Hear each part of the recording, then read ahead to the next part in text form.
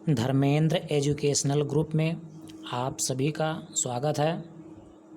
आज इस वीडियो में हम आप लोगों के लिए प्रतिशत के कुछ इम्पोर्टेंट क्वेश्चंस लेकर के आए हैं। यहाँ पर हम लोग ऐसे प्रश्नों को बहुत ही आसानी से हल करना सीखेंगे। तो आइए देखते हैं प्रश्न नंबर 1। प्रश्न नंबर 1 दिया गया है, एक छात्र 25% अंक लाकर 210 अंकों से फेल हो जाता है, लेकिन अगर 50% अंक लाए तो 240 अंक ज़्यादा आते हैं। पास प्रतिशत ज्ञात करो। यहाँ पर पास प्रतिशत या कुल अंक भी पूछ सकता है कि कुल अंक ज्ञात करो, पूर्णांक जिसको कहा जाता है, या पास प्रतिशत ज्ञात करो। तो हम लोग देखिए इसको बहुत ही इजीली सॉल्व करना सीखेंगे। यहाँ पर दिया गया 25%, कह रहा है 25% अगर अंक मिल रहा है उसको तो 210 अंकों से फेल हो जाता है। अगर उसको 25% अंक मिल रहा है तो 210 अंकों से फेल हो जाता है। तो इसका मतलब ये हुआ कि 25% जो हमारा होगा वो -210 नंबर की कमी है, क्योंकि 210 नंबर अगर उसको मिलता तो वो पास हो जाता। फिर सेकंड कंडीशन में कह रहा है, लेकिन अगर 55% अंक लाए, कितना प्रतिशत अंक लाए, 55% अंक लाए तो उसको 240 अंक ज़्यादा मिल जाता है। अब अंतर हम लोग देखें, अगर इसमें अंतर देखें तो इसमें अंतर हम लोगों को मिलेगा 30%, और यहाँ पर जब अंतर करेंगे तो माइनस माइनस मिल करके दोनों मिल करके हम लोगों के पास मिलेगा 450। अब 30% यहाँ किसके बराबर हो गया, 450 बराबर हो गया। तो 1% अगर हम लोग निकालेंगे तो ये 30% इधर आकर के जब भाग करेगा तो हमारे पास मिलेगा 15, अर्थात 1% किसके बराबर निकला, 15 के बराबर निकला। अगर 100% निकालना हो तो 100% का मतलब हो जाएगा 100 से इसमें मल्टीप्लाई होगा तो ये 1500 हो जाएगा। इसी को हम लोग कुल अंक कहते हैं। अगर कुल अंक निकालने की बात करेगा तो कुल अंक बराबर कितना हो जाएगा, 1500 हो जाएगा। अब चूँकि यहाँ पर पास प्रतिशत पूछ रहा है तो हम लोग क्या करेंगे, पास प्रतिशत 25% तो ला ही रहा है, लेकिन 210 नंबर जो पा रहा है वो कितने प्रतिशत के बराबर, इसको हम लोग निकाल लेते हैं।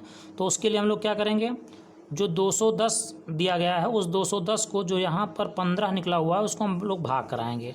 तो यहाँ पर हम लोगों के पास आ जाएगा 14%, अर्थात ये 210 कितने प्रतिशत के बराबर है, 14% के बराबर है। अब दोनों को जोड़ देंगे तो हम लोगों को पास प्रतिशत पता चल जाएगा, अर्थात पास प्रतिशत बराबर हो जाएगा 25 प्लस ये निकला है 14%, दोनों मिलाकर के कितना प्रतिशत हो गया, 39%। तो यहाँ पर हम लोग देख रहे हैं बहुत ही इजीली यहाँ पर पास प्रतिशत निकाल करके हम लोग देख पा रहे हैं कि इसका पास प्रतिशत जो है वो 39% छात्र पास हो रहे हैं, और उसमें अगर कुल अंक पूछेगा तो कुल अंक कितना हो जाएगा, 1500 हो जाएगा।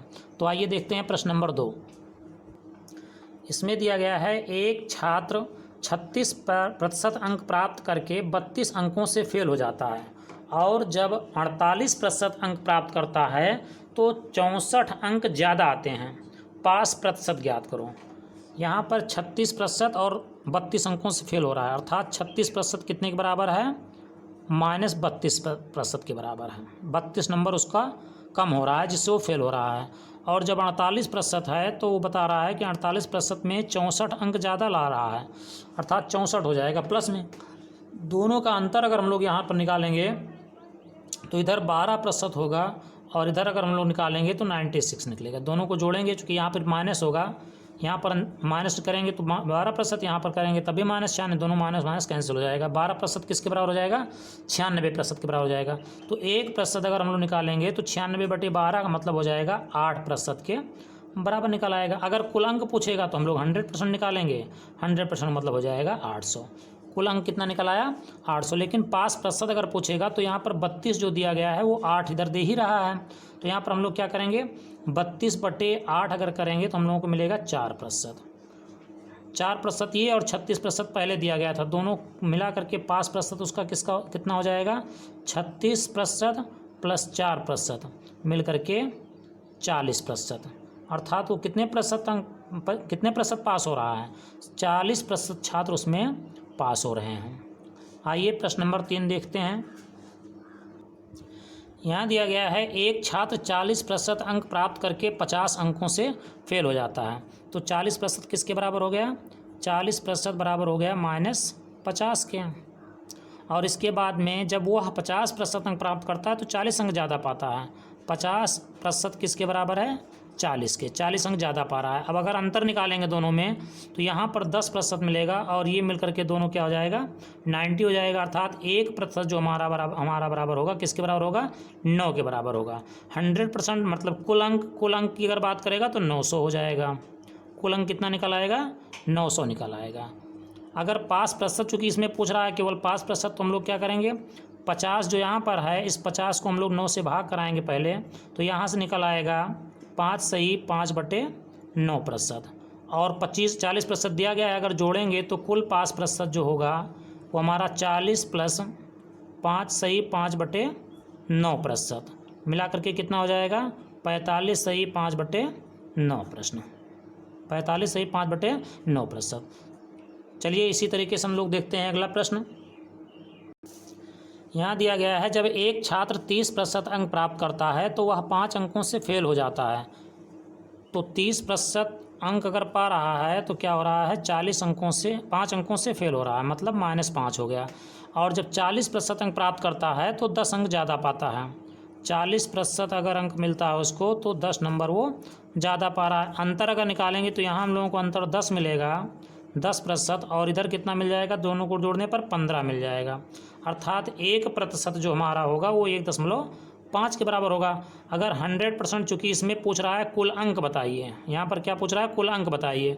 तो कुल अंक मतलब 100%। 100% मतलब हो जाएगा 1.5 को हम लोग अगर 100 से गुणा कराएंगे, 1.5 को अगर हम लोग 100 से गुणा कराएंगे तो हम लोगों को मिल जाएगा 150। तो यहाँ पर हम लोग कुल अंक क्या मिल जाएगा?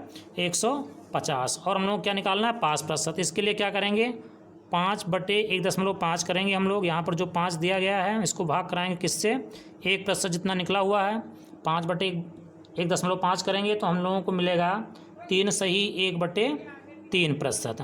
और 5% में जोड़ेंगे अगर हम लोग 5%, हम लोगों को हो जाएगा 30% दिया गया है, इसी में 3 सही 1/3% और जोड़ेंगे तो हम लोगों को मिल जाएगा 33 सही 1/3%। तो यहाँ पर हम लोग ऐसे प्रश्नों को हल करना बहुत ही आसानी से सीख रहे हैं।